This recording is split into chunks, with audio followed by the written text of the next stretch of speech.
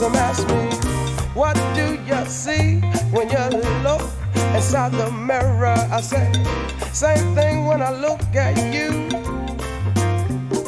I said, you have become a mere image of me.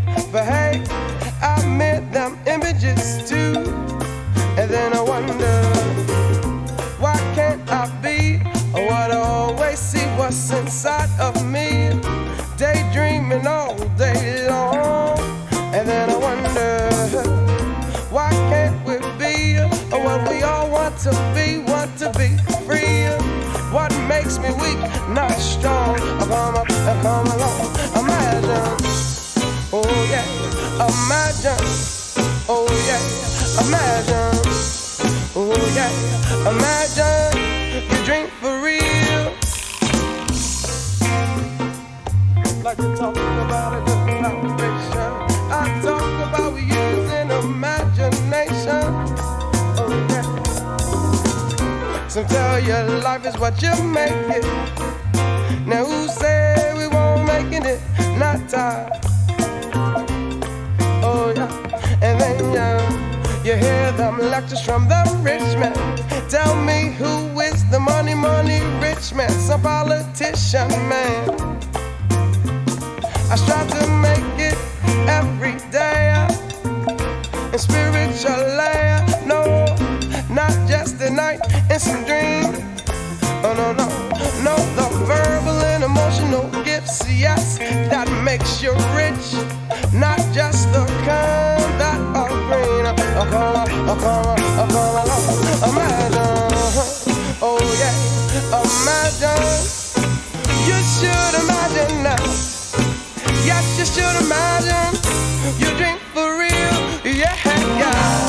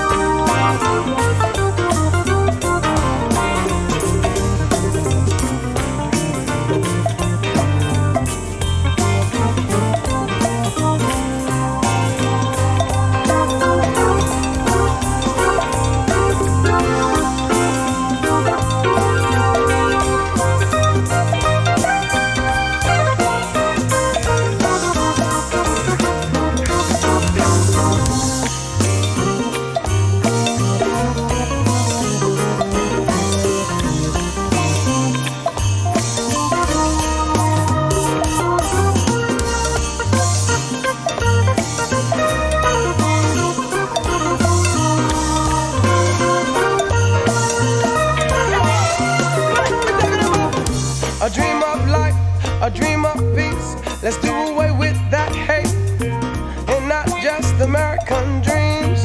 Oh yeah, I need to talk about a dream of faith, a dream of hope, a dream of my good love, my job walking with us again within. Now one man's dream, another man's reality. Don't mean our life are not for real, and some think that our life are only in the dream, but not what the soul has stuff is. I come along, y'all. Yes, I say I come along. Yes, I say can come along. Come along, come on. Yeah, yeah, imagine. Yeah, imagine.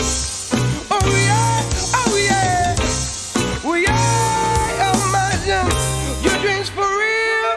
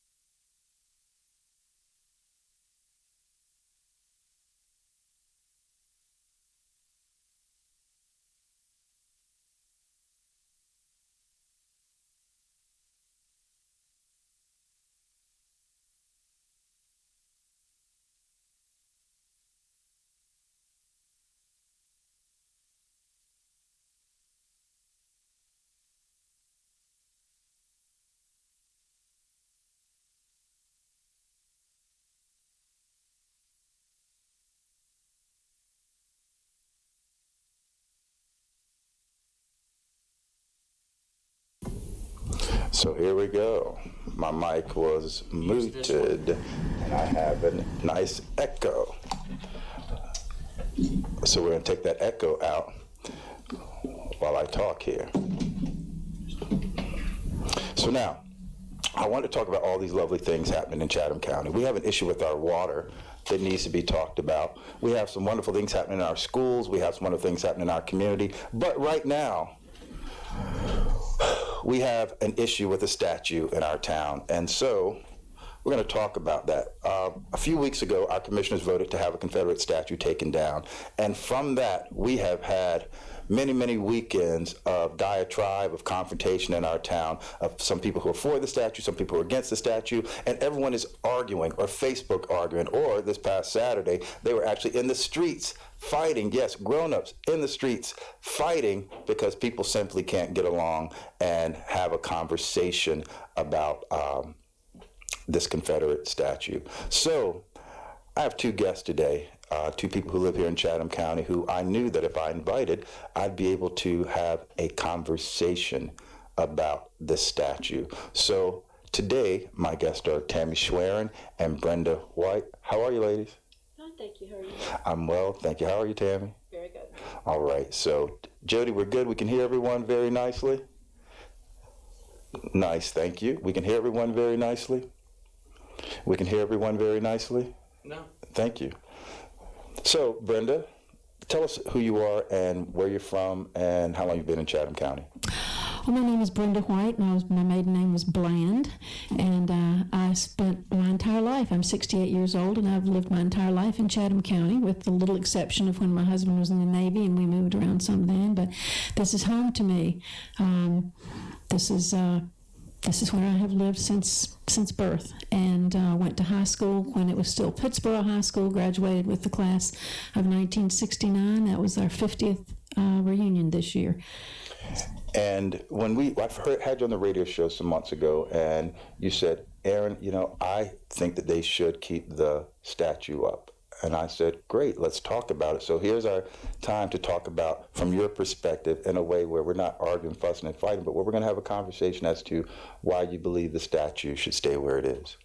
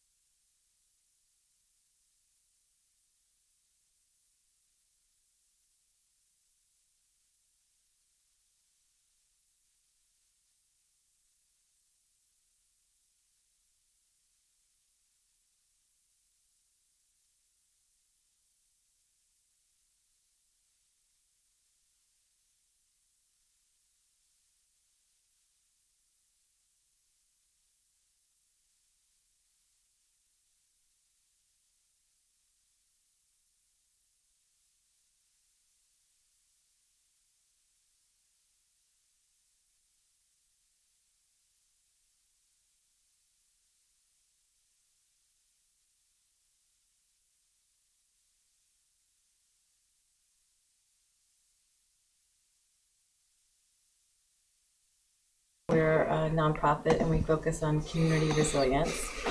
I was born in Raleigh, so in the county next door, and grew up in integrated schools, and always kind of thought I was a poor little white girl until probably about a decade ago when I started going to the racial equity training. So I've done that a couple times, and I highly recommend that because, again, I learned I'm really a white privileged woman. And I think, I look to my friends of color to get advice about these things and, what is most helpful. And so when we first started talking about taking the statue down, Abundance works with Rafi and with Lashana Austria. We have the Chatham Social Justice Exchange once a month. And so I said, Lashana, what do you think about this? And she's like, and other people of color said, well, it's not going to do anything with systemic racism. Who cares? And so, I kind of took a back seat to it. until a few weeks ago there was a march, and I attended and started talking to people. And this one particular older black man said that he used to drive up from Moore County, and it would be dark in Pittsboro, and he would come around that courthouse, and it was really frightening to him. And he's this strapping, big black man, and we just had the best conversation, not to mention kids. So now I'm kind of completely passionate about it, and as the rebel flag started going up around the county, I felt very compelled to do something about it. And so I'm ready to take that thing down. But more importantly, I want to have these conversations. And I would like us to actually be an integrated community. So I do have some really good friends of color, but we're missing out. The white people are so white, and we're so, I would say many of us are ignorant on all the issues because we just don't have that perspective. And so I think the more we can truly integrate and have these conversations, that will make our community stronger. So, Brenda, I'm going to ask you, and this is the beauty of live multimedia platform, is that as we tweak it, as we get going, do me a favor, reintroduce yourself, tell us who you are. Your mic was muted before, and you sounded great to where I could hear, but if you say that again, I certainly do appreciate it, and I know the folks who are watching and listening would appreciate it as well. All right, thank you. Yes, my name is Brenda Bland White. I've lived in Chatham County all my life, 68 years. I spent much of my adult career as an attorney, and I worked with North Carolina's first integrated law firm, which was primarily based out of Charlotte, Chambers, Stein, Ferguson, and Beckton. I worked with their Chapel Hill office. And my connection, if it be considered as such, to the statue is simply because it has been here all my life. It seems to be a part of my town. It's recognized. I think our courthouse is unique structurally and historically, but I think it's sort of symbolic. So when I see the statue in front of the courthouse, it doesn't occur to me that it is racist. It just occurs to me that it's a piece of art and it's part of Chatham County. So and I think we talked about this the other day, going the direction where you live, there is a Confederate flag that was recently erected there. I'm going to say just very directly that to me the Confederate flag is a symbol of terrorism. It makes my skin crawl every time I see it. And as I said before we came on air, I find that akin to perhaps the way my Jewish friends in Baltimore, which I hope you guys are listening and watching, I find that akin to if someone was to have a Nazi flag waving in their face. That's what the Confederate flag, how it makes me feel. I cannot speak for all black people, but I do know enough black people do feel that way. Can I just get your opinion on, I know it's people's right, and I don't want to take away anyone's right, but your opinion of the Confederate flag that's erected going north of town? I think my first reaction was surprise, a little shocked. I mean, one day it wasn't there and the next day it was. My second thought was, why? I asked why too. I like to get to the root of things. Like, why? Well, and I totally, as an attorney, I totally understand a property owner's right to do with his property, his or her property, what they wish, as long as it's within the confines of the law and local ordinances and so forth. But that was just my first reaction, was just a little shock and surprise. And why? Because there's that one that's east of Pittsboro on 64, and then there's another one on 15501 south of town, right across from Horton. That was going to be my next point. Yeah. So for those of you who don't know, so with the Confederate flag, the Confederate statue that has been voted to come down, there has been a group, and I don't believe the group is from Pittsboro. I think they have some Pittsboro supporters, but there is a group who's been coming to our town erecting Confederate flags around the periphery of the town. And so on Friday, this past Friday, they erected a Confederate flag direct across the street from the middle school. Now, this just isn't any middle school, not that I think that any middle school should have this flag erected across the street from it, but this school is called George Moses Horton Middle School. George Moses Horton Middle School used to be the all-black high school in this town. As a matter of fact, my mother graduated from that school. And to me, it was a very divisive move, because It's in front of a school that's named after a black man. That was traditionally the black school. As a matter of fact, I'm going to say hold my seat. You got it, boss.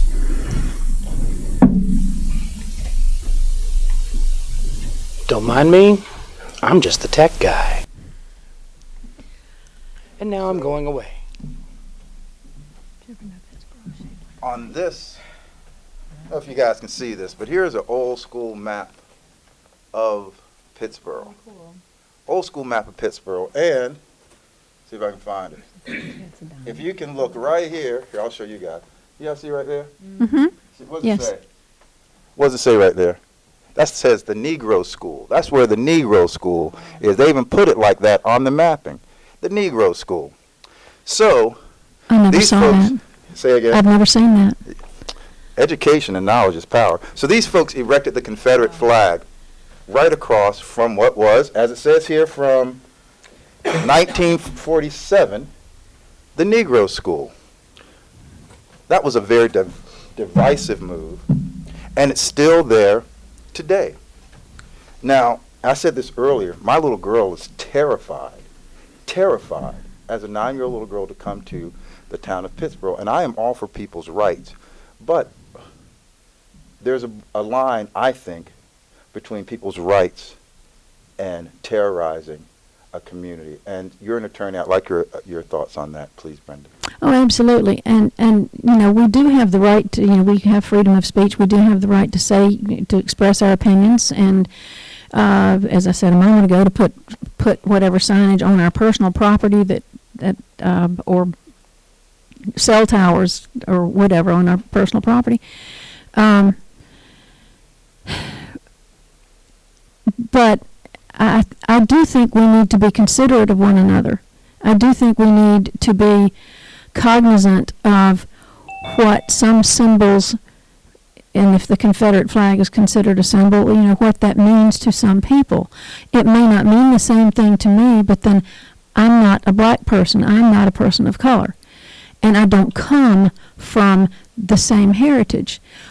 But as I said, having grown up here, and I told the story a moment ago, I think she and I were talking about the time that my sister, when she was about 7 years old, asked my mother why there was a colored entrance and a white entrance, or why there was that signage at some place where we were shopping. And my mother bent down to get on her eye level, 7-year-old eye level, Sure. and said, "That's because some people think that we are better than they are, but we don't think that." And she made it very clear to my sister that that's what some people may think, but we don't think that. Tammy, you had a meeting yesterday, if you would disclose it, and we were talking about the Confederate flag that's going north of town. There's a billboard there that's going to be having some changes. Is that something we can share? Yeah, we might as well. So when this flag went up, I was horrified. To me, it speaks of ignorance, of hate, of racism, and it's the first thing you see as you're coming in from the east, from Raleigh. And so our staff talked, we had a talk about it, and the first thing that people said was, well, let's get that billboard next to it, and let's put up the antidote to that flag. Because that is not representative of Pittsburgh. Pittsburgh is about love and peace and understanding, which is my experience in this community. And so I started calling the billboard companies and trying to work on this, and they've all been leased. Well, other people, of course, are concerned, and we got in touch with the woman that owns the billboard, or she's leased it for a year, and I met her for the first time yesterday. And she was not really happy that this rebel flag went up next to her real estate company billboard. It's not good for business. And so we had a great talk. I came home from that meeting to my office and sent out a message to all the county and town officials and several of the leaders that I thought needed to be there. And, people had just a few hours notice. And is that good? Okay. Okay.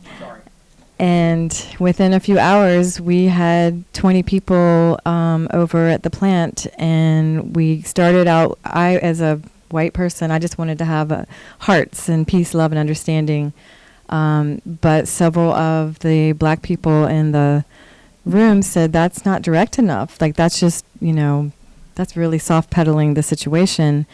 And so we came up with a message that I believe, will speak to the flag and what's going on. And we are designing it as we speak, and that billboard is going to get changed in the next few days. So Brenda, to that point, and I remember when North Carolina was going through the whole bathroom issue, the bathroom issue a couple of years ago, and I said, oh, well, there's a lot of revenue that was lost because of the lack of understanding of us not wanting to have same bathrooms or shared bathrooms or something like that. And one of the comments was revenue that would be lost by, I guess, the ACC tournament not coming here, or maybe All-Star game or something like that. Well, I've heard the same argument here, is that people don't really care about the statue being up or down. They care more about the business, and it's a bad look for business. How much do you think that that's in play, Brenda, as to why people want the Confederate statue down? Is it about compassion, or is it compassion, or is it business being cloaked by compassion? Which do you think that is, if you have an opinion about that? Well, I mean, I would actually think it would have to be a combination of both, because people are going to come at it from their own perspectives and from from their own goals. I from a personal perspective, I can understand the businessman's kind of like what she was talking about, seeing the flag when you first come in to a town from 64 East. Seeing something like that is, could possibly be detrimental to the local businesses. I really don't know, because I don't have that connection to the businesses.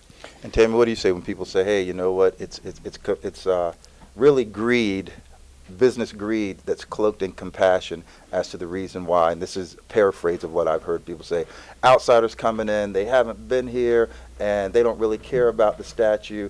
It's more so they want to line their pockets with Chatham Park coming. And so I hear a lot of this, and I'm going to have some guests on this show that's going to have that point of view. And I can't tell them they're wrong in their point of view, because I don't really know people's hearts. But when you hear that, what do you say, Tammy? I think it's absolutely both. As an entrepreneur, I am concerned about the business aspect of it, because the business, it makes this town go through. The local economy is super important. Of course, compassion, I would say it's both for me. So when I hear the stories, I think it's really hearing the stories of people, of the scared children and the black older man, like what this really means. That really grabs me. It makes me passionate. And at the same time, we've got to, Danville, Virginia had the same thing happen, and their local economy has tanked because they've got rebel flags circling their county. And I think they must have taken a statue down. Same thing happened. And I think we can come up with a different model that works the Chatham County way and not have that happen. So I'm going to say both. Well, guys, I think one thing that we can all agree on is that the town is a special place. It and is. Regardless of a lot of ugliness, we know that there is a lot of beauty. I mean, look outside. I'm taking this shot, and hopefully we'll swing it back around. But look what a beautiful town we have. You know what I mean? And there's been a lot of ugliness here, but we're going to not let that take away the beauty and what we try and manifest as a decent community. And for sure, not like that video I just showed you with two people fighting in the streets. I'd much rather have people coming in and sitting down, having a conversation like this. I think sometimes we use social media as a sounding board, but it also keeps a buffer between simply sitting down and doing what we're doing right now. So I think we just probably need more of this, and agree to disagree, but also agree that life is too short to be at odds with our community. What would you say? I think we need to start listening to each other deeply. Absolutely. So you guys are the flagship kickoff, and what's great is I think you both were two of my first guests on Chatham County Roundup at WCHL. You guys were two of the first guests that I had there, and I appreciate you guys being here, and I really appreciate the conversation and the very nice, calm, direct way that we're able to sit here and talk about it, and we're not fighting in the street. I still can't get over people fighting in the streets. That just makes me feel not good to see that. You know what I mean? Can we come back at some point and keep having this discussion? Then we'll talk about some other stuff too, because Brenda, you're great with the history here in Chatham County. We talked about the mill work, which is a great play, and I actually ended up meeting the director, and they were working on some other things. But you bring a lot of history, and you bring a lot of calmness, and being an attorney, there's a lot of great information, and you're always a very warm person to have here. And Tammy as well with the Abundance Foundation and Pepper Festival. You guys do such wonderful things here, and I'm glad to have you as my very first guest here at this location at Circle City Studios here at the Alpha Center, 15501 in Pittsboro, North Carolina, on Talk with TaJ, and on this segment, Focus on Chatham. I appreciate you. I know you guys have a place to go and things to do. I can sit here and talk all day because I'm going to be here for the next couple hours anyway talking, but please come back and see me. Thank you for having us. Thank you, Brenda Aaron. White, Tammy Schwerin. Thank you guys very much. Thank you. So, all right, y'all, here's some music. We're going to call this, by a group called The Apostles from Atlanta. This song's called Today's a Good Day. Hope you like it.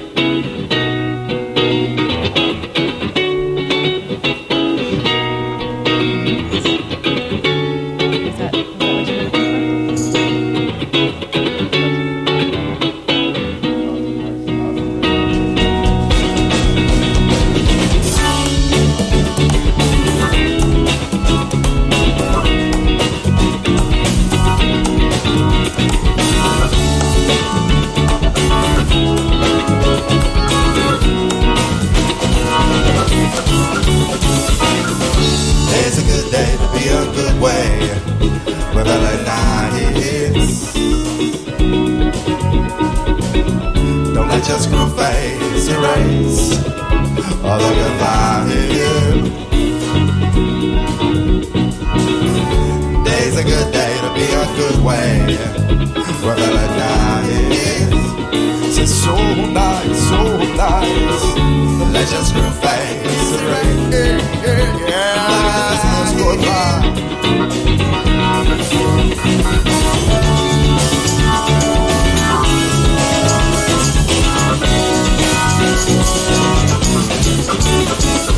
Foolish minds are kind to see what's right for you, what's right for me. Foolish minds are kind to see what's right for you, what's right for me.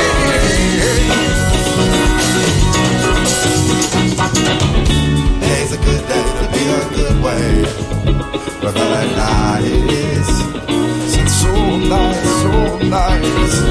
Let's just groove face the rain. Like the good vibe, the good vibe, the good vibe. Day's a good day to be a good way. We're feeling nice. It's so nice, so nice. Let's just groove face the rain. There's good vibe, there's good vibe, good vibe. Come on.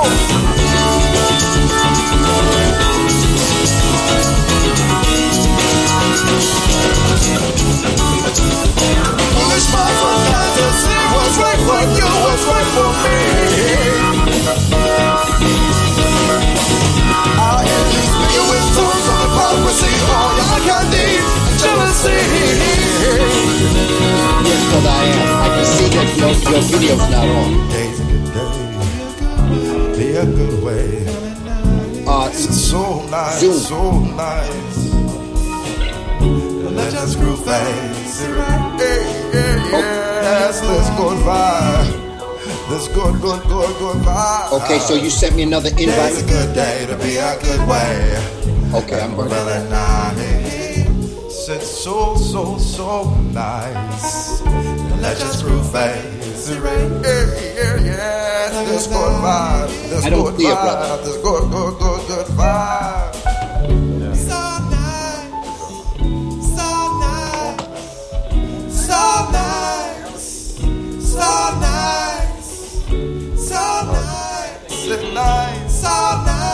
Say nice, so nice, say nice, so nice.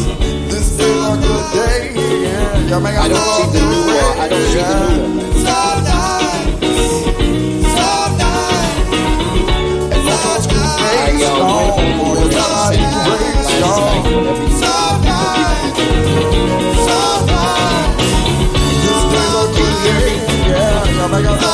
good way. Feeling so nice. And don't your screw face on. You try not to erase your such a good vibe, such a good vibe, such a good vibe. It's a good day, you make us feel a good way. We're feeling so nice. And don't your screw face on. You try not to erase your this good vibe, this good vibe, this good vibe. It's a good day, you make us feel a good way. We're feeling so nice. And don't y'all screw crazy, try not to erase, such a good vibe, such a good vibe, such a good vibe. Days are good day, I feel a good way. Okay, I got you. We're feeling so nice. And don't y'all screw face, no. You try not to erase, y'all. Such a good vibe, such a good vibe, a good vibe.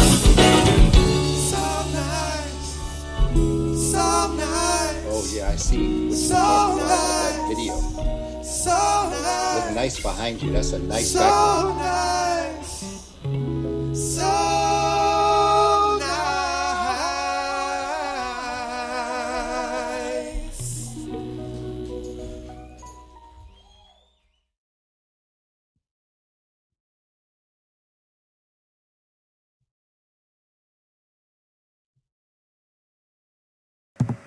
Hey everyone, it's the tech guy again. Just give me a moment. I'm going to get everything straightened out because we have to move into this second part and we're going to bring in a guest. And I am going to be sure that you can see and hear this gentleman. There we go. Okay. Aaron?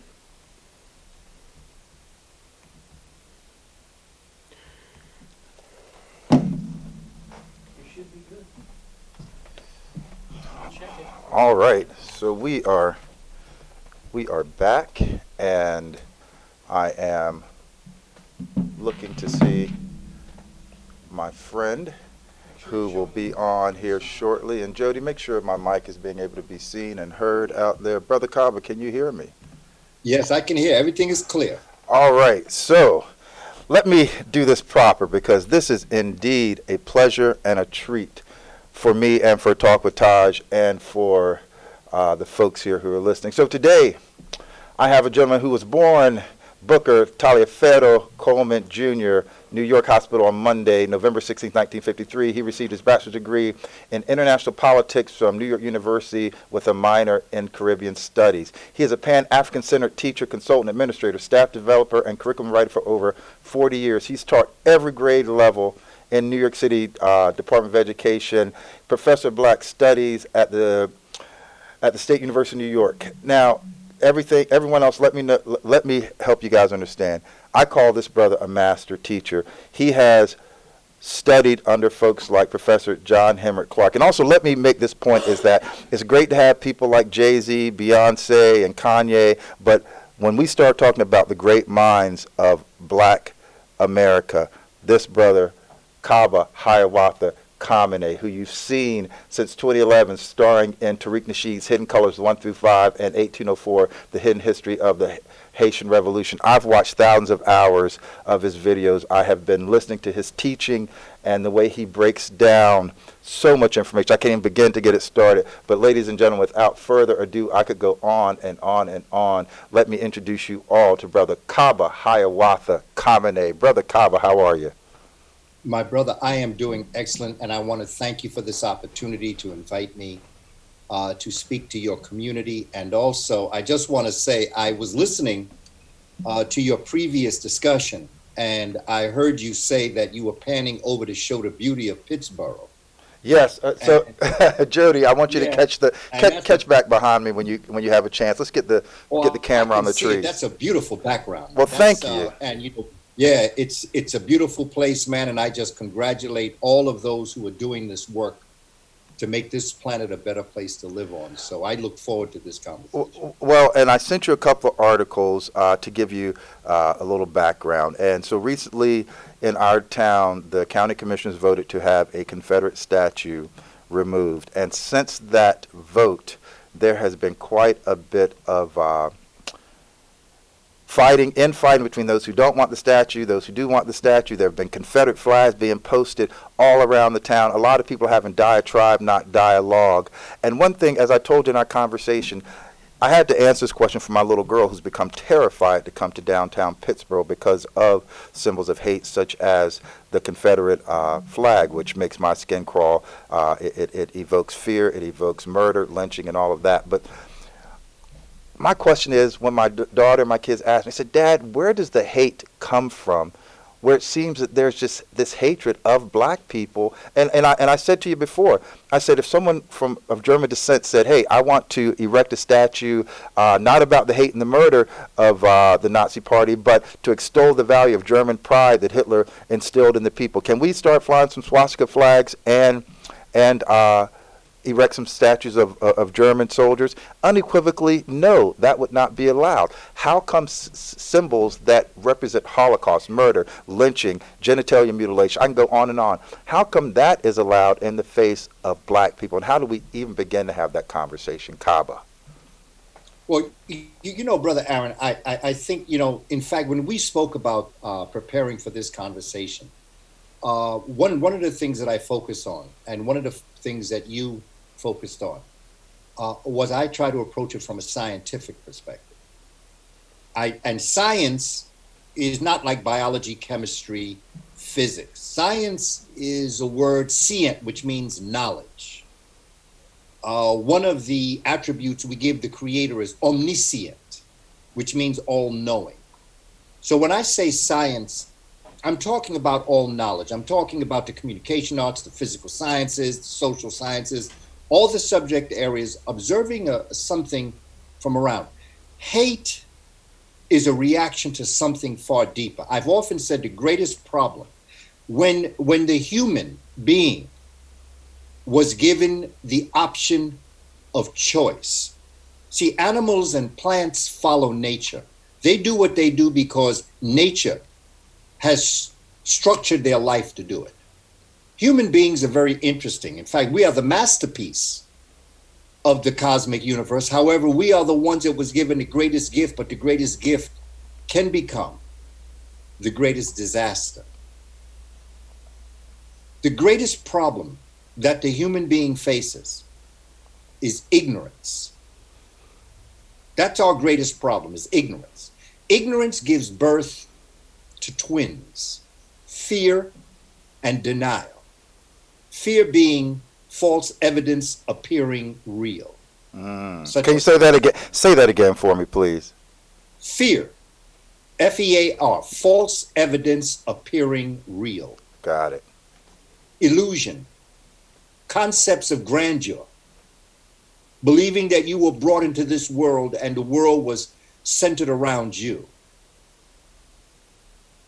Fear and denial, that with the false evidence appearing real, with everything that you are saying that you are, even though your actions are a certain way, you deny that those actions are actually what they are. And I just ask you, look at what's going on today, and you'll see what I'm talking about. That is why it's a phenomenal event to have the things that are going on happen, because it's right up in our face right now. We're looking at it. And yet I hear people denying that it's happening. I hear people denying that that's really what's going on, that that's really what people are feeling. Fear and denial give birth to all the isms and the phobias that exist. So hate is a reaction to a much deeper problem. This has nothing to do with your culture. This has to do with your inner workings as a people.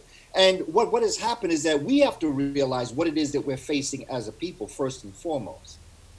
And what I tell children all the time, I've told my children, from my own biological children, and also the children that I have taught in kindergarten and first grade and second grade, even going into college. They don't hate you. They fear you. And that's very important because from a child's mind, when you think of a child, see, one of the things that I think has been one of my advantages is that being with children, I have spent a great deal of my life thinking like a child. Although I think like an adult, I think like a child. I break things down to their basic common denominator. And the bottom line is that when a child thinks that someone hates you, the child says, "What did I do to make them hate me?" Exactly. But when somebody fears you, the question in a child's mind is, "Who am I that I could have such power over them that they would do this to me?" The more violent you are, the more fearful you are of me. The more weapons you have, the more fear you have. You may think that all these guns and ammunition and the fact that I'm going to do this to you, I am going to oppress you, I am going to do things. You may think that that is a sense of power, but that's a misguided form of power. Because real power is the ability to reach out to a person who doesn't have what you have and still lift them up. That's power. Wow, say that again, please.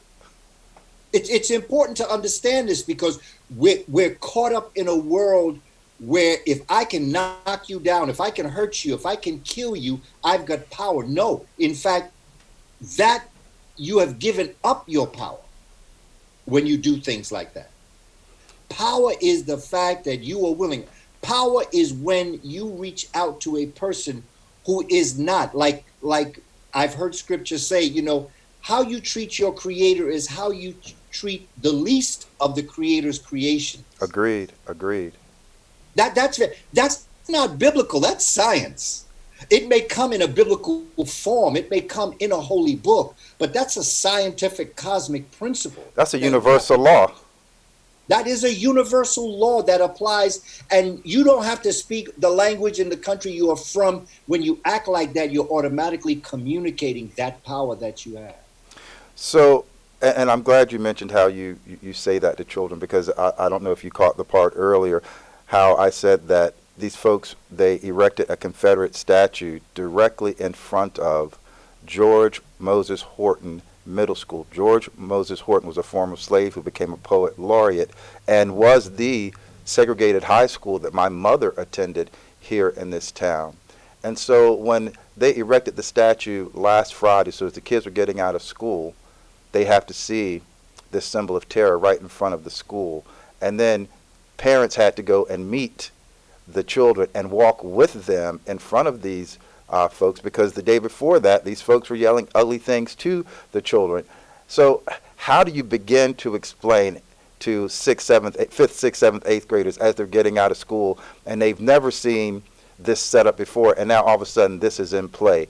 I mean, a lot of the kids just laughed at it, but at some point, as we know, there's no laughing matter, but I love the resilience of children to be able to laugh at it and kind of, smile. But there's something that's very intrinsic on how parents need to or are going to explain that to them. How do you approach that? I think that the children laughing at it was the greatest remedy that could happen. Because that's the last thing anybody wants to be done, because they want to be taken serious. Look, the Confederate flag. Yeah, let's talk about it. Come on, listen, most of those were erected after the Civil War. Agreed. And most of them were put in place because the people who had the least ability, the ones who were the most ignorant, the ones who saw their lives changing. See, you have to study the work of Francis Cress Welsing and Bobby Wright and other scholars to understand what the real conversation is about. Our young people are not exposed to this. The greatest remedy was for them to laugh, because the Confederate flag is a dead flag. Stevie Wonder has a song you and I spoke about. It's called Pastime Paradise. Yes, sir. It's important for us to understand that the world that was constructed, if you want to say 400 years ago, 500 years ago, the world that was constructed back then, that became a paradise for a certain group of people, is no longer there. It's over. It's dead. It's not coming back. However, they keep digging up the body, hoping that the body will come back to life again. No, it's dead. And get used to it. Because there's nothing you're going to do about it. You can plant as many Confederate flags as you want. You can have as many statues as you want. But if what that statue and what that flag represents is dead, who cares? And just laugh at the people who are trying to bring back the dead. This is why everybody's so caught up in the zombie stories. That's right. The Walking Dead, the zombie this, the zombie that. They all caught up in the zombie because they're trying to bring back a dead system that it once was alive, but now it's dead. It's not coming back. You can make as many Confederate flags as you want. You can do as many Heil Hitlers as you want. You can attack people as much as you want, but that world is dead. So it's up to us now to build a new world for our young people, to help them understand that this is what that Confederate flag represents.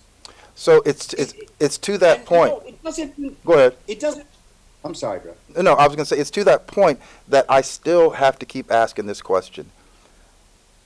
My Jewish friends in Baltimore, they would never allow for symbols of the Holocaust and hate to be erected in the community, and they would never ever allow. But the same symbols that represent the same thing to black people, we have to see every day.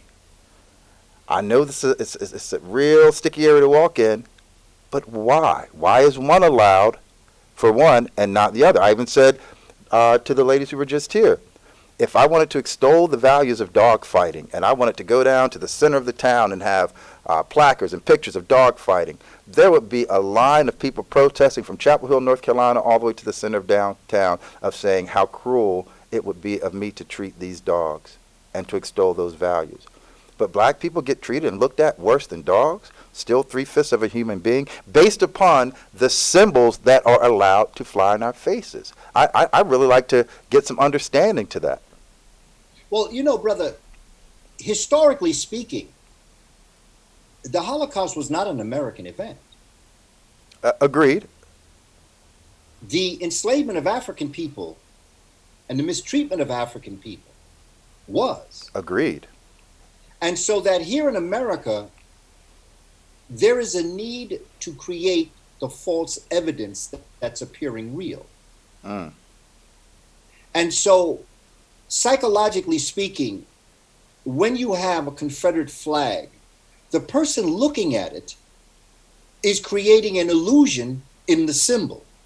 When you have statues of people who were part of the Confederacy, you're dealing with an illusion, but looking at that person helps you understand them, makes you want to celebrate them, as we see statues of Martin Luther King and Malcolm X and Fannie Lou Hamer and Sojourner Truth. Sure.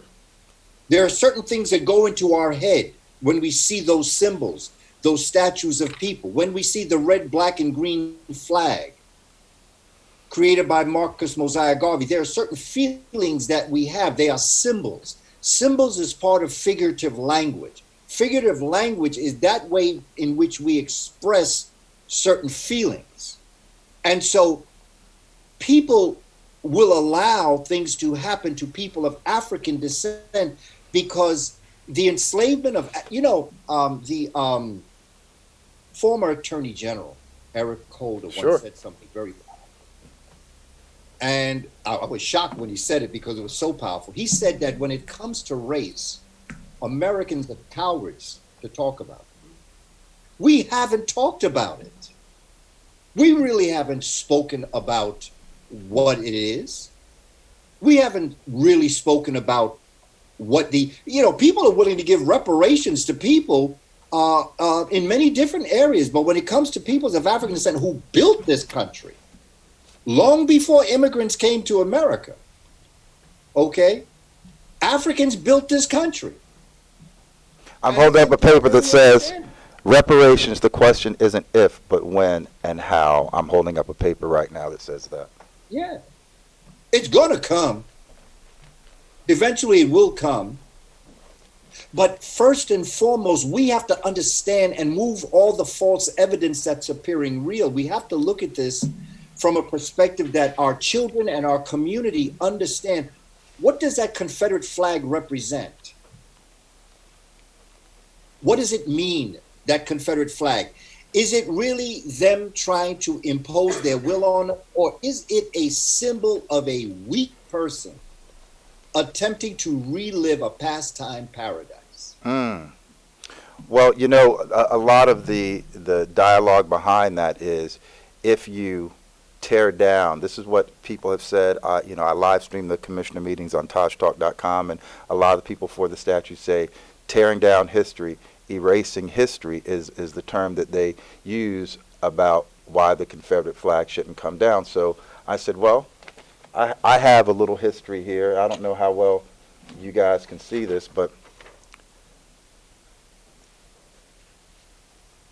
this is. Bring that down a little bit, brother. I'm I see bringing it, this. but you got to bring. I'm bringing it over here. How about that? More open, right in front of you.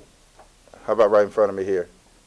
That's a little bit better. If you move it over to your right a little bit more, there we go. That's it. All right. Okay. This is Jesse Washington, burnt body of an 18-year-old after torture and lynching in Waco, Texas, lest we forget and erase history.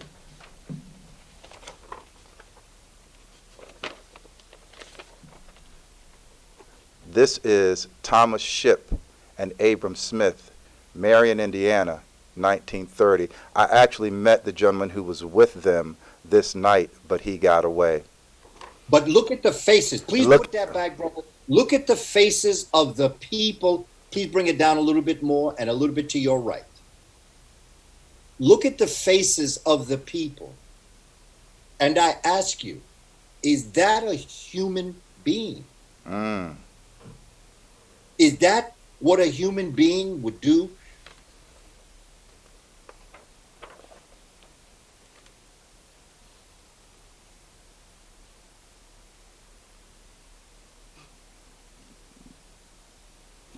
Look at the faces. Look at the posture of the people who are in attendance. I don't know if you guys can see this one. That's it right there, brother. A little bit more over to your right. There we go, right in them. That's it. Look at the faces of the people. Look at what's happening and look at the faces of the people. Can you see this one? Yeah. This is a lynching in Clifton Forge, Virginia, October 17th, 1891. Some black miners on a day off walked into town and got drunk. Local law enforcement attempted to arrest them, but they ran back to the mine. A posse formed to arrest them and a gun battle broke out. The men were arrested and jailed.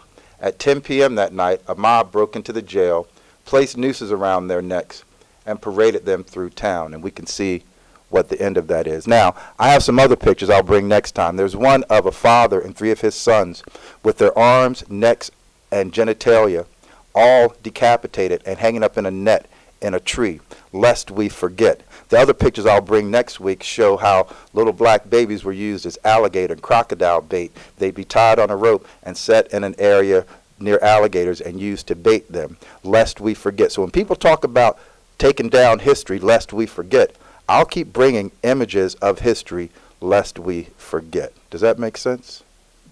Yes, it does, Brother Aaron, but you want to know something that's real sad?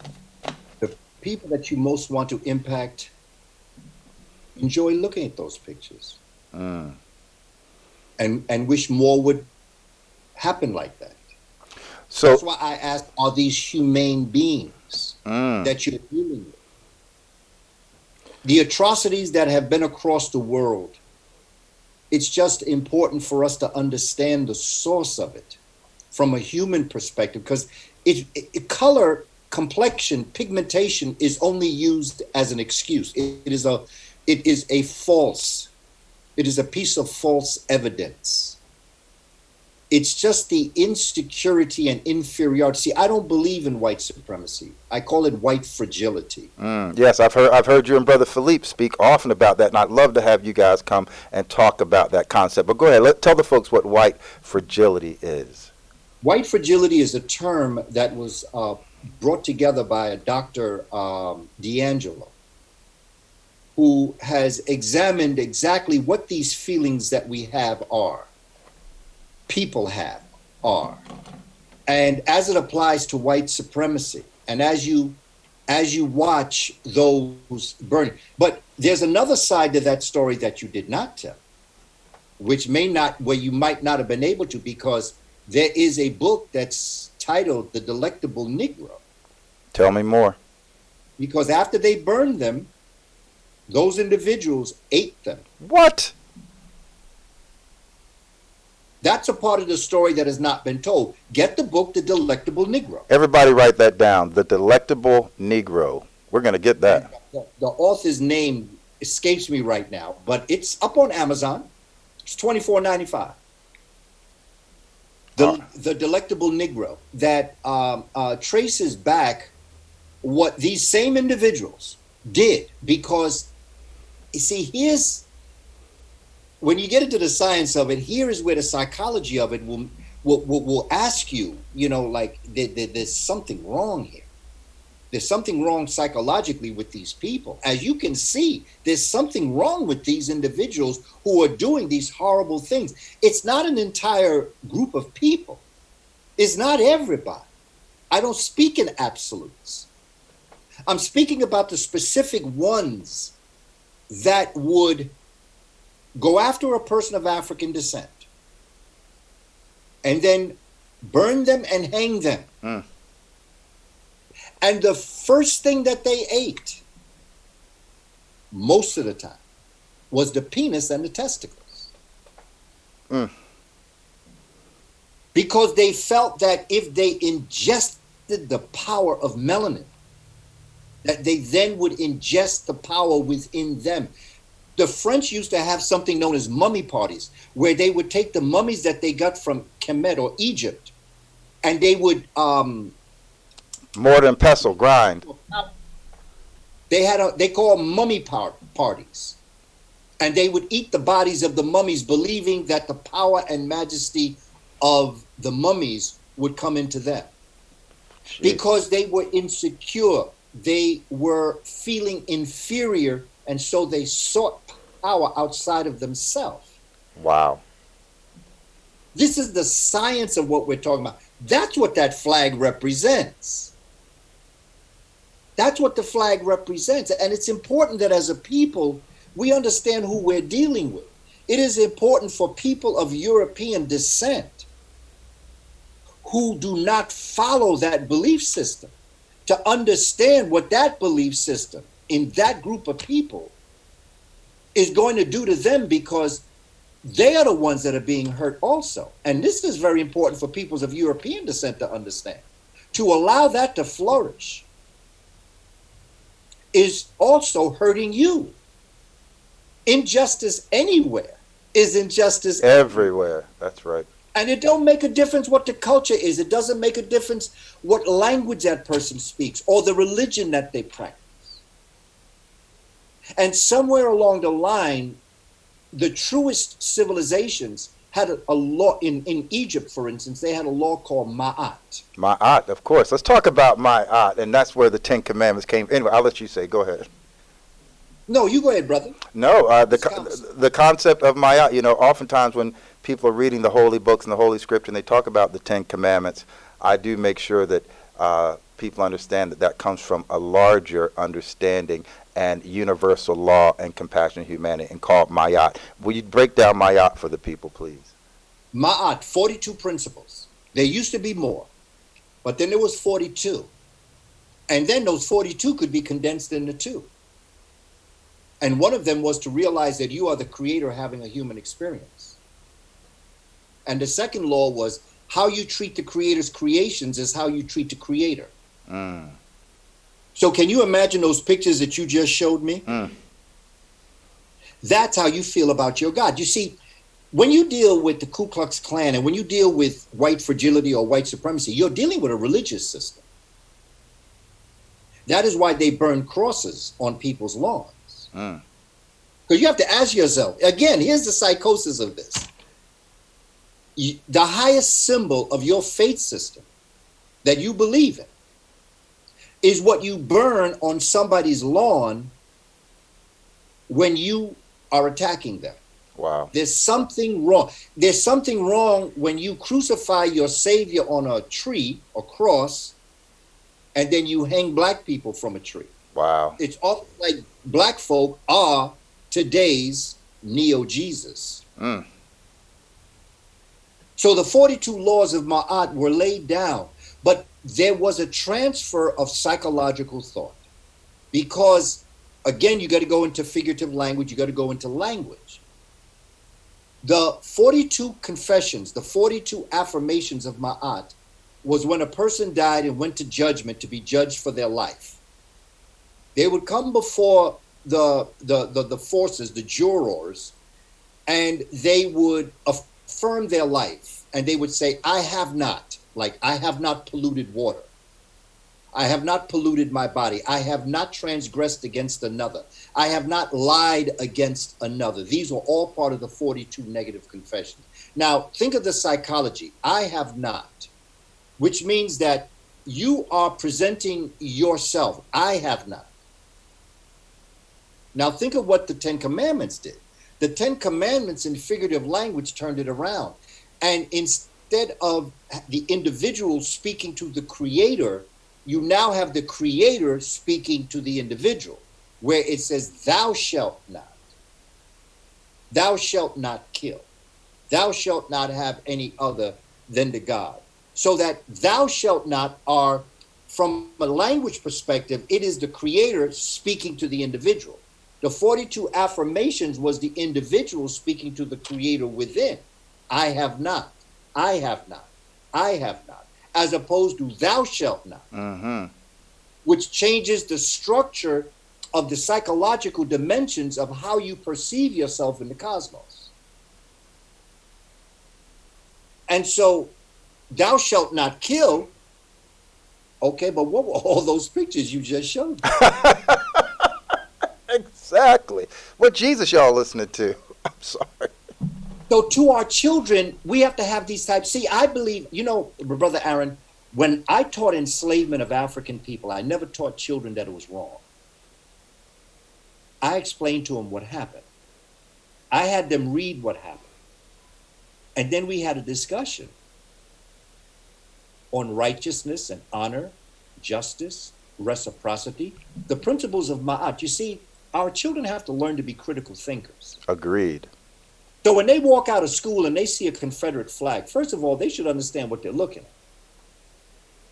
at. And they should also ask themselves, what type of adult would do this to a child? How do you treat a child? You're an adult. How are you going to treat a child? Why do you go to a high school? Are you scared? Are you afraid? Are you impotent? Are you sterile? Is that why you go after children? What kind of man are you?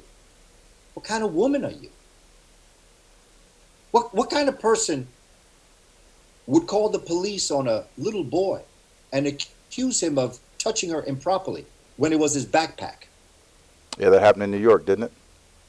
I don't know if it was in New York, but I remember that story. There's a lot of different things that have happened recently, and it is because Pandora's box has been opened since 2016. There has been almost a permission given to people to act like this in a very strange and demonic way. But it's up to us to talk to our children about what they're experiencing and to explain to them what type of person would do that, and what does the Confederate flag represent? What exactly does it represent? Because what's interesting about the Confederate flag, because what I did is that I took the Confederate flag, and what I did is that I changed the colors. I made the stars black. I made the stripes green, and I made the background red. Same Confederate flag, but I changed the colors because the African was the reason why the Civil War was won by the North. When you study history of the Civil War. Yeah, bring it, man, bring it. The troops that fought during the Civil War, to understand the story of the Gullah Islands, which is not far from where you are. Sure, the Gullah sure. Islands. It's St. Helena's. There's a road in St. Helena's that was named after Harriet Tubman because the community center there on the island of St. Helena's was one of the stops on the Underground Railroad. And when you go to Beaufort in the Gullah Islands, St. James in the Gullah Islands, these were some of the first places where Africans were freed. Sure. These were some of the places where Africans rose up in an absolute phenomenal rebellion that spread across the country and was very decisive in the victory. In the Spanish-American War, you can go back to the American Revolution. You can go to the Civil War. You can go to the War of 1812. What's interesting is that people talk about the Star-Spangled Banner and about Francis Scott Key he enslaved Africans. Sure. He had enslaved Africans, right? And in the War of 1812, what had occurred that there were some Africans that decided to fight on the side of the British because they were promised freedom. And so they fought on the side of the British. There were also Africans that helped the British, but stayed on the American side. So they were like spies. And Francis Scott Key was sitting in a bar.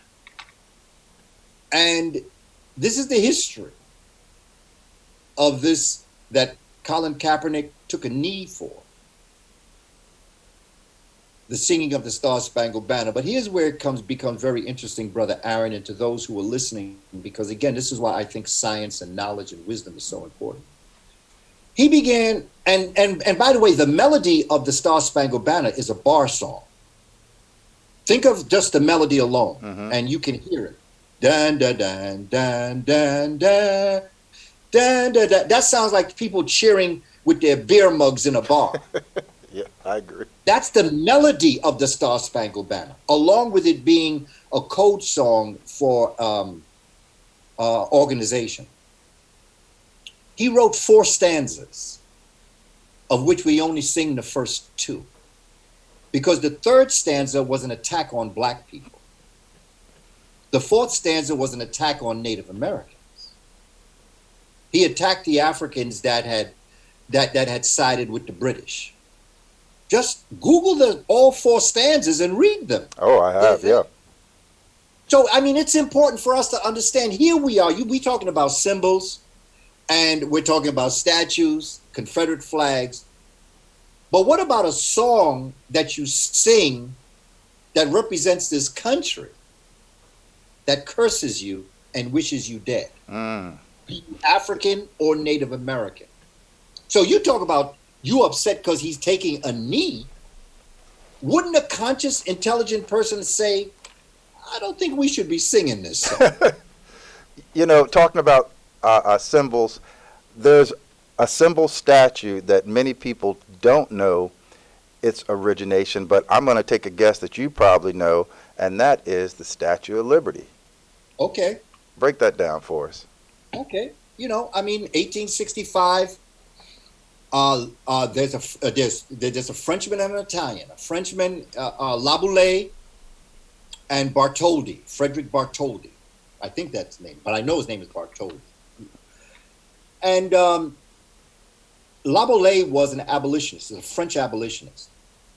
And he really fought to abolish the enslavement of African people worldwide, but particularly in America. And so in 1865, he attended a dinner party where they talked about the abolition of the enslavement of people. And Laboulaye decided, it'd be good to erect a statue in honor of the freedom of African people in America.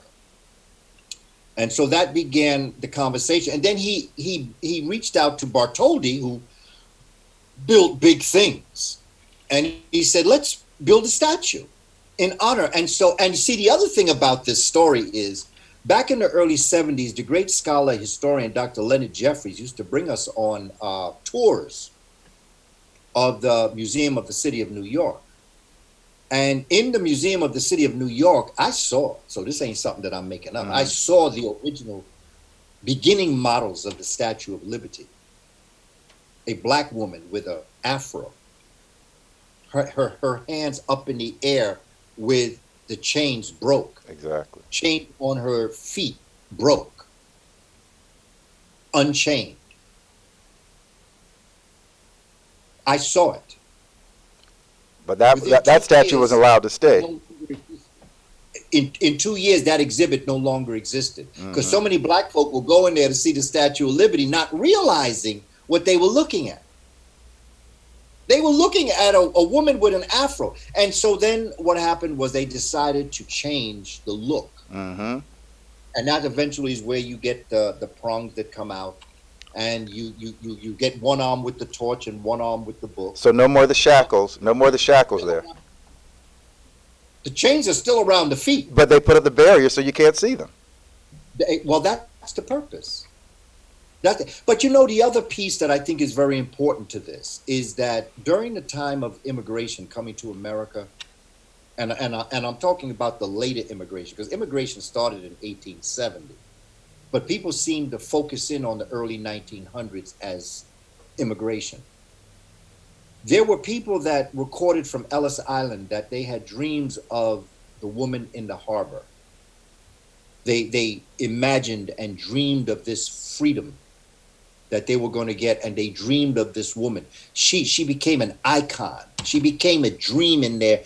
They when they went to sleep, they dreamed of this woman. I wonder, many of the immigrants from Europe that came to America, I wonder how they would have interacted with black folk had that remained the original image in their minds. How would Irish and Italians, and Lithuanians, and people from Europe have interacted with black people, knowing that that woman in the harbor was a black woman that represented their freedom as well as the freedom of African people? Agreed. It would have changed the relationship. And that's why they didn't do it, because they knew that everyday peoples of European descent are not like the ones that will burn and hang and do those horrible things to black people. And there would have been a relationship far more congenial, far more conducive to love, respect, and honor that would have built America. Unfortunately, they didn't do it like that because they knew the power of a symbol, which goes back to our conversation on symbols and their importance, because had she remained as a black woman, the image would have changed, the symbol would have changed. The Confederate flag brings images, the statues of Confederate soldiers and people who fought against the North brought, and by the way, the North wasn't too much into black folk either. I agree. I'm glad you said that. I agree. Let's be serious. Let's be serious about this. Let's break it down. It was not about enslaving Africans that was a problem. It was economics that was the problem. Exactly. Because when capitalism, when Africans developed the civilization, where they built machines. You see, a lot of the machines that were built that brought in the Industrial Revolution were built by black people. Cotton gin, all this. Well, that was invented. The cotton gin was invented by a black man. Exactly. And so, and a lot of the other inventions were too. Lewis Latimer invented the concept of the electric light bulb, because what Thomas Edison was building, the filament kept burning out. So his assistant, and correct me if I'm wrong, Lewis Latimer actually came up with the true engineering behind it. You know what's interesting? I've often told people, peoples of European descent invented the light bulb, but Lewis Latimer invented the ability to keep it on. to the point, exactly. There's a brother named Granville T. Woods. He's the reason why railroads are what they are today. He's also part of the third rail. He's also part of what created the communication between the moving vehicle, the train, and the headquarters. He also is the reason why we have roller coasters today. He formed the first roller coaster. Wow, I did not know that part. So Granville T. Woods. Granville T. Woods. I got to make sure I tell my kids about that. So Kaba, on here at TaJTalk.com, our tagline is to discuss, define, and deliver. And you have certainly discussed. You have defined. How do we deliver? Meaning, how do we move forward? I'm not about staying stagnant, because nothing positive grows in stagnant water. That water must be fresh and flowing in order for it to be nurturing. So how do we go from discussing to defining? How do we now deliver? Let me use a scene in Malcolm X as an example. In this scene, you have the Honorable Elijah Muhammad talking to Malcolm. He has a glass of water. He pours ink into one glass of water, and in the other, he pours fresh water. And he says, which one do you think the people will drink? What do we deliver? Deliver them the truth through Ma'at. Teach them critical thinking skills. Through a show like this and what we have discussed right now, we all have to ask ourselves certain questions.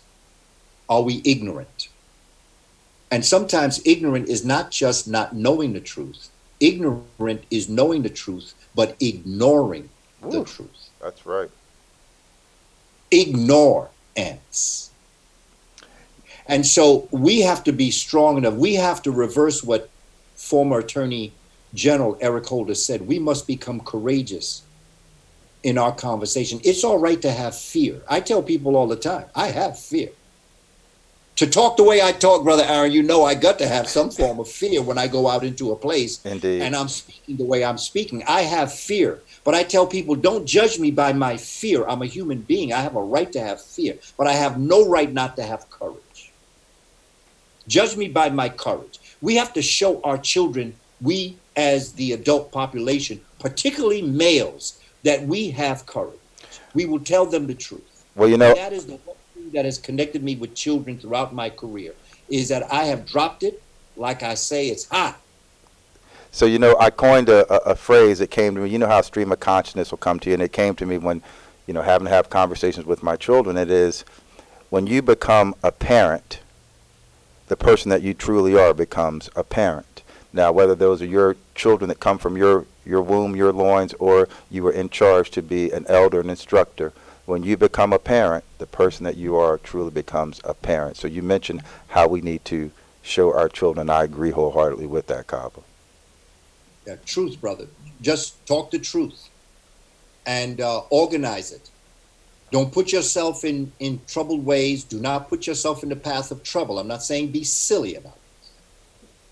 Well, that's why I'm doing the show, is because there's been a lot of, again, diatribe in our community, a lot of back and forth. And as a brother who gets up and likes to get a little exercise in, I've even had a few cars with newly Confederate flags on them slow down a bit and give me a couple of choice words when I'm out and about running and exercising. So I'm well aware that people notice who I am and what I stand for, but nonetheless, I stand, and is the reason why I'm having this conversation, the reason why I brought you on to kick off the flagship show, because I knew that I needed to set the bar way, way, way, way high to keep it there, to know that that's what this platform is all about, is to bring a discussion where we agree to disagree, but we're always moving forward. And, I couldn't be more happy and thankful that you've agreed to be on this show. And I want to invite you to come to the area and to talk, because I know you can go for 2, 3, 4, 5, 6, 12 hours, and we haven't even gotten to where you break down the history of, I'm gonna mess this up, but Homo sapien Ethipithecus and all that, where you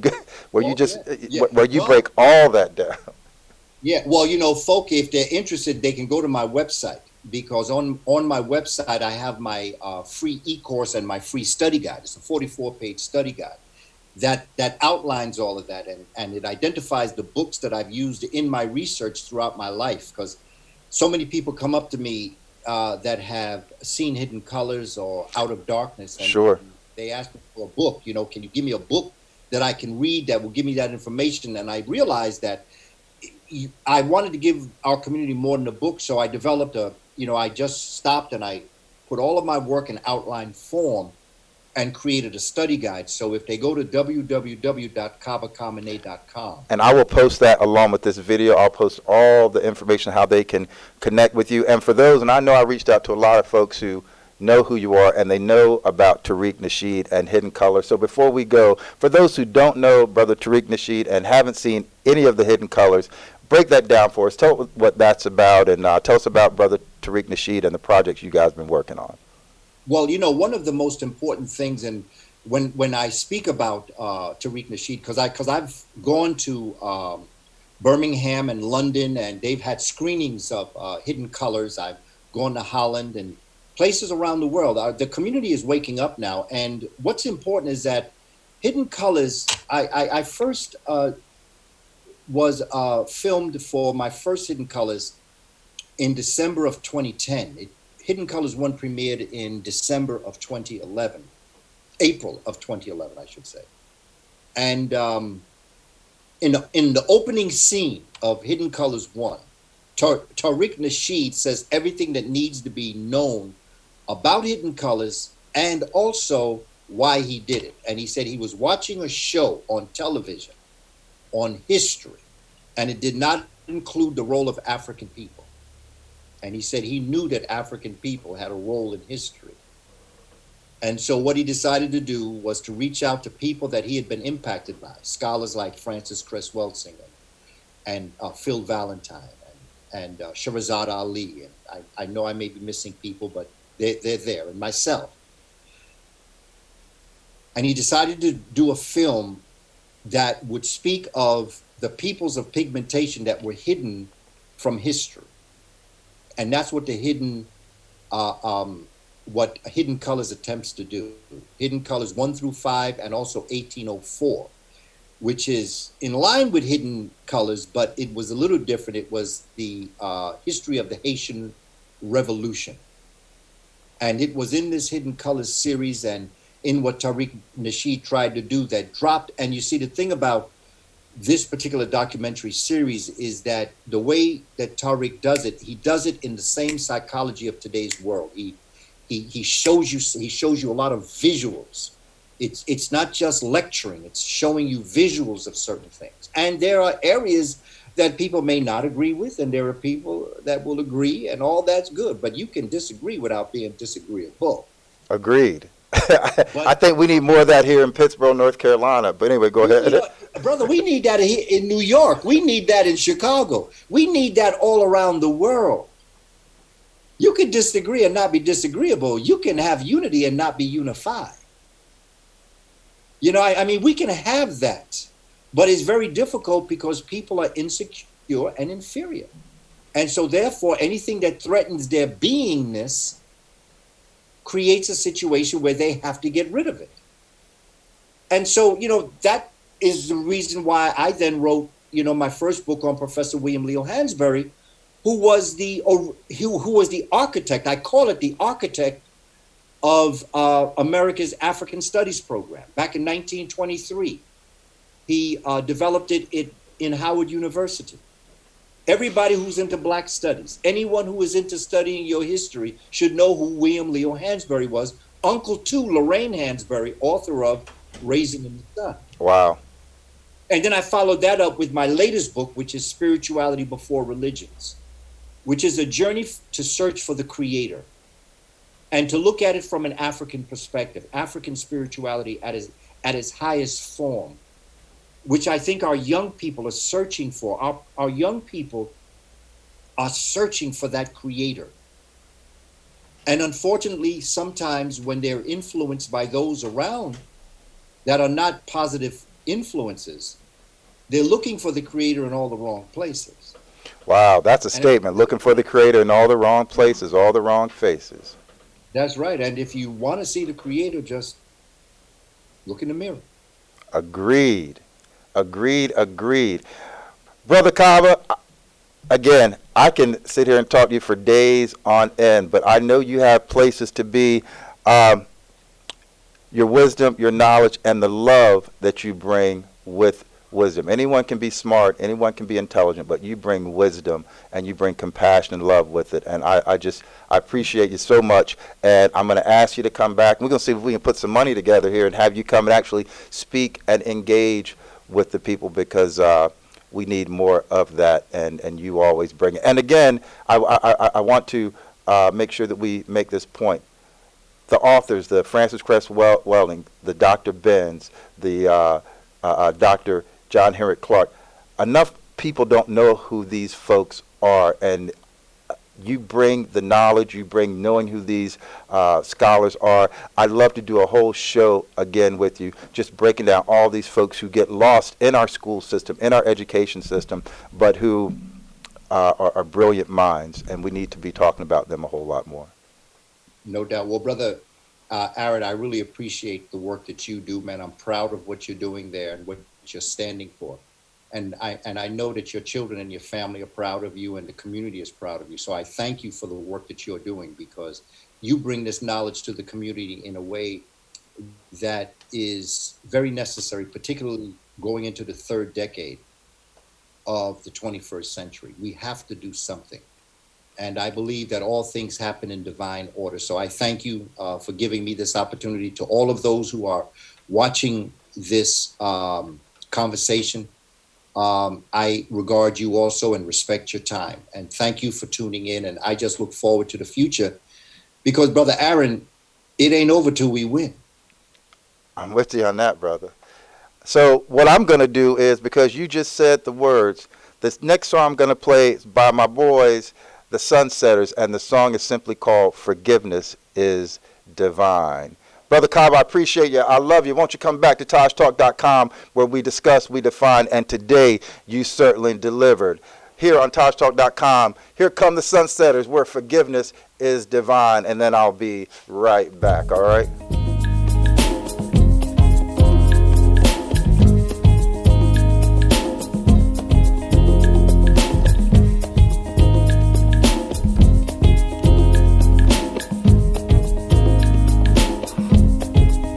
Don't deal in hate, then that's great. Into error, that is human.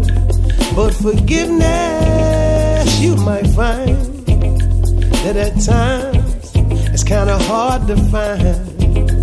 But did you look inside? And could you see what was living in there? And do you know who is in control? 'Cause that's divine. We say, forgiveness divine. Alright. There's been a war going on between who is in the wrong and who is in the right, between political correctness and just being polite. Some people walking in the darkness and ain't looking for no light. And all the people in politics, they need a conscious mind between what they say is truth and their fictitious lies, yeah. It seems like we're running out of gas and can't afford to make it last. And look at all the money we keep spending, and tell me what we've been defending. What are we defending? And tell me what now? What are we really defending now, now, now, now?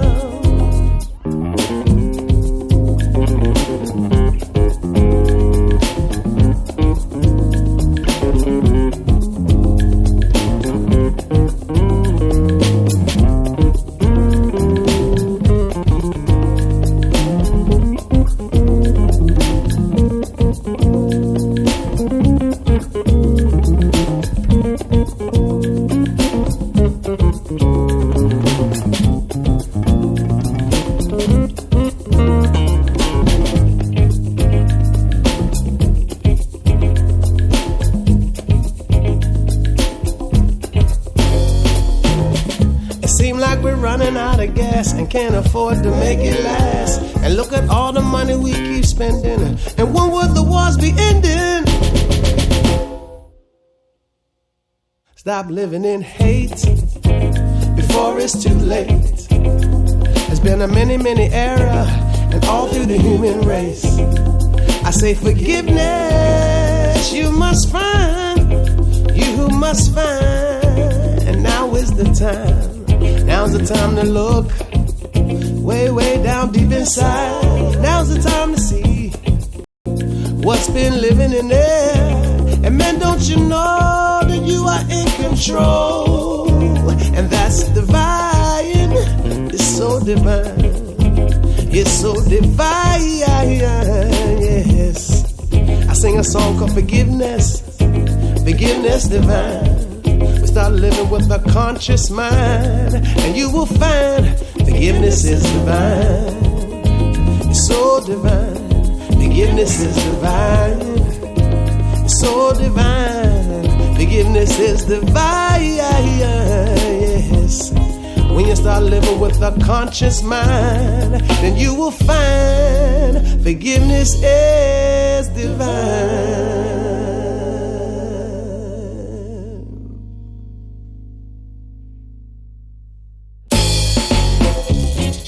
Time to make life nice again. Life is your dance, I hope you dance. Alright, boy. We need to nice up the dance. Once again, my friends. Come on and nice up the club and do the rub-a-dub. Nice up the dance, once again, children. And nice up the club, we nice it up. So when you're 9 to 5 in the city, oh man, what a pity. And spending all your day hustling and bustling and on the go. The people keep they're working towards the weekend. Yes, Friday nights, I just can't wait for the music to hit me. I got to free this electricity. I wanna go nice up the dance. Once again, my friends, we need to nice up the club and do the rub-a-dub. We nice up the dance. Once again, children, nice up and dance. We nice up the club, and we gon' nice up the world. So check your knife and check your gun, you check your bomb at the door. You don't need that on the dance floor, no, unless you got that bomb that makes me feel irate. Come on and dance with me. Hey brother, come on and take a step from the bar. Just take a step from there, so I can share my dance step with you once more. And hey sister, come on and dance with me. Come dance with me, girl, 'cause I wanna do some dancing together, how we're supposed to be, yeah. But first, leave your hatred, your anger, your envy behind.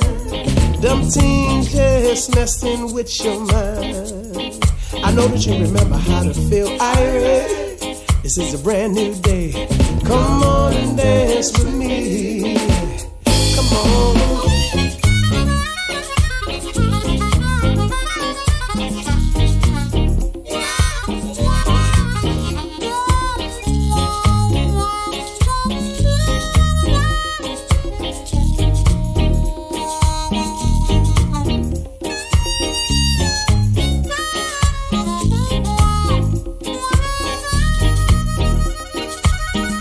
Nice up and dance.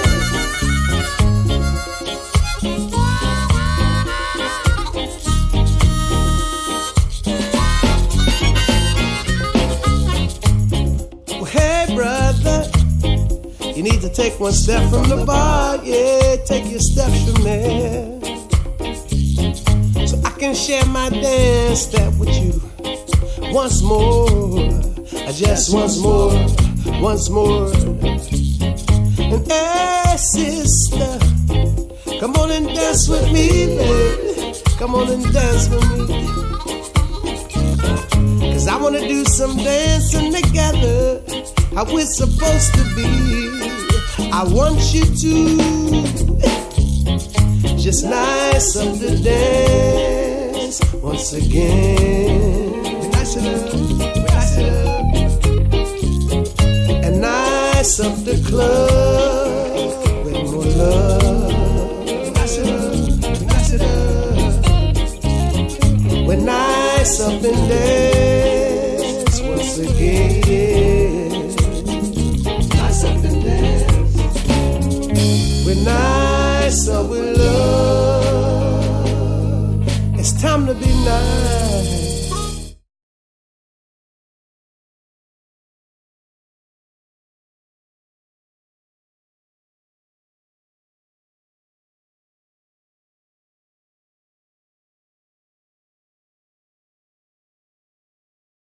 All right, there we go. All right, so now I'm back. That's called Nice of the Dance by the Sunsetters. And again, thank you to my very special guest today, Brother Kaba Hiawatha Kamene. If you go to Amazon and look up Kaba, K-A-B-A, Hiawatha, just the way it sounds, Hiawatha, Kamene, Kamene, and I'll post it all with this when I repost the stream.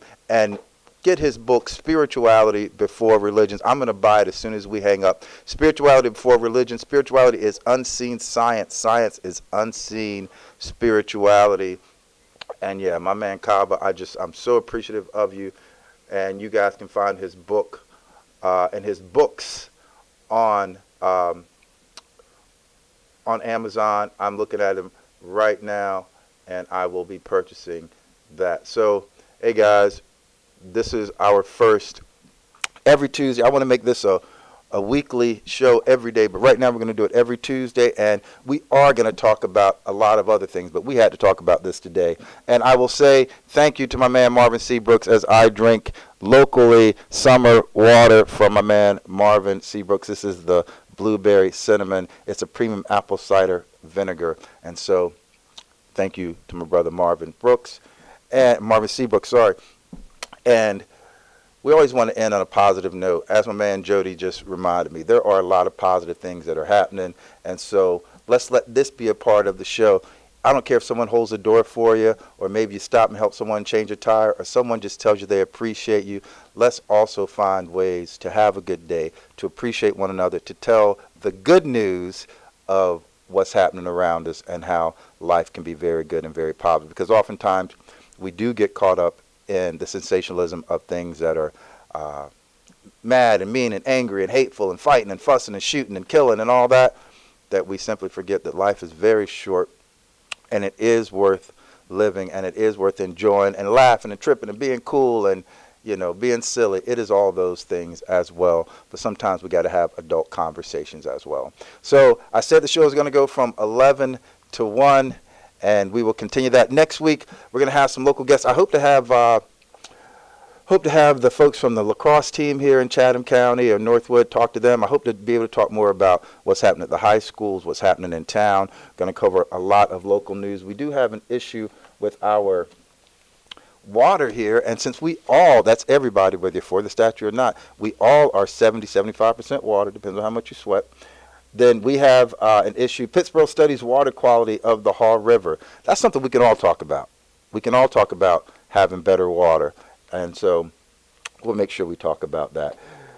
This is the 30 days and counting down for the removal of the statue. If you'd like to come on and have a conversation, reach out to me, TaJ, T-A-J, at tajtalk.com.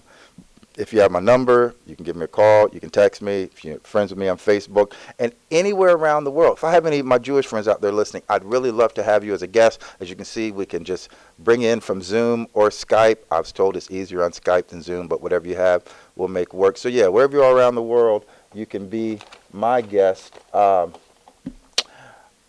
I don't know what I did with the book, but I'm going to have author from Randallstown, Ursula Orr. She just recently wrote a book on lynching. She's a professor at Arizona State University. She's a good friend. She's a sister of my good friend Joe Stevens, who I had on the original Talk with TaJ about a year and a half ago because Joe works at NASA.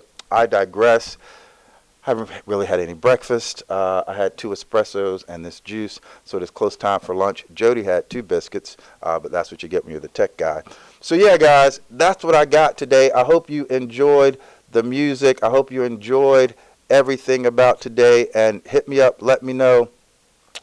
TaJTalk.com, where we discuss, we define, and we certainly do deliver. I'm going to grab some lunch. I'm going to play my own song going out, and I hope you guys enjoy it. My name's Aaron. This is TaJTalk.com, and we discuss, we define, we deliver. I appreciate you all. I am hauled out of time. So since I'm hauled out of time, the Apostles and the Mr. Reggae Band and Show, the Castle Pleasant Street, are going to take this out with original music called Fly Like a Bird. Fly on.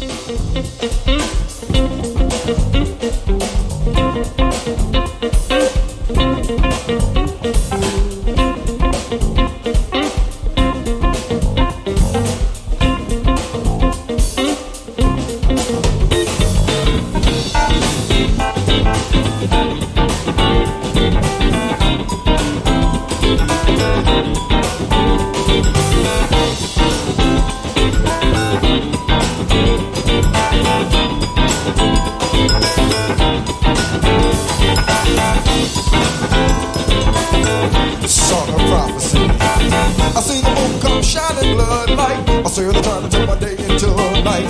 It's time to hear the spoken words. Oh, people in a nation gather around and tell me, did you hear the trumpet sound? It's time to fly like a bird. It's time to go fly like a bird.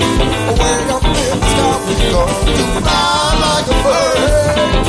Sweet by fly, go fly like a bird. It's time for so long to fly like a bird. I need a week no more. Come on.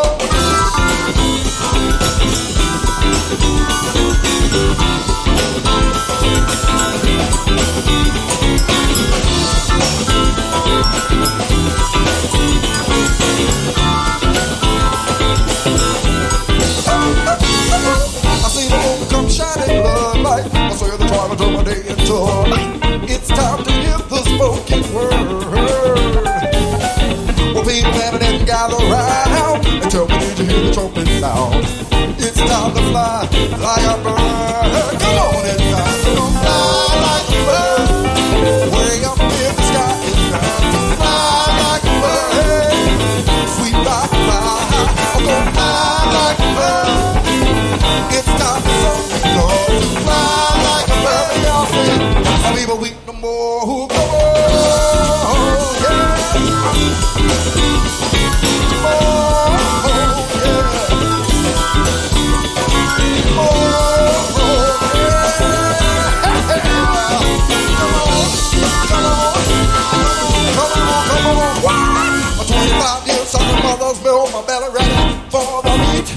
I got this brand new way of talking, a pleasant room beneath my feet. When I was a child, slick as a child, and I know this sounds absurd.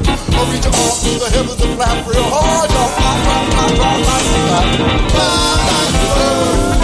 Way up in the sky, we going to fly like a bird. Sweet by the fly, gonna fly.